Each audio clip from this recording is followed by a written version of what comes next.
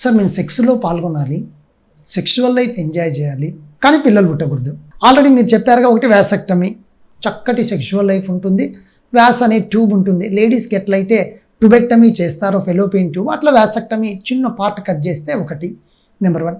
Number 2, మనం అనుకున్నాంగా ఎప్పుడైనా సరే మనకు ప్రొటెక్షన్ ఉంటే పిల్లలు పుట్టే ఛాన్స్ తక్కువగా ఉంటుంది. ఈ 2 కాకుండా ఇంకేమైనా ఉన్నాయి అంటే, ఒకటి ఏమంటేను, మీకు ఎప్పుడైతే ప్లెజర్ వచ్చి మీకు రిలీజ్ అయితే తెలుస్తుందో కరెక్ట్ ఆ టైంలో మీరు అవుట్ కావడం, అంటే ఇంటర్కోర్స్ జరుగుతూ ఉంటుంది, అబ్బాయికి ఆ ప్లెజర్ తెలుస్తుంది, ఆర్గాయిజం అంటారు, అంటే అనే ఒక ప్లెజరబుల్ థింగ్ ఒకటి వస్తుంది.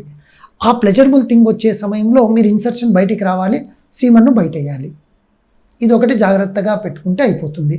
అట్లా కాకుండా సెక్స్లో పాల్గొనకుండా వేరే విధానాల ద్వారా అబ్బాయిలకు ప్లెజర్ వచ్చేటివి కొన్ని ఉంటాయి. అంటే ఫర్ ఎగ్జాంపుల్ ఫోర్ ప్లే లాంటిది. మీరు తీసుకునే అదే మందులు, అదే నాణ్యమైన మందులు మెడ్ ప్లస్ బ్రాండ్స్ పై సగం ధరకే.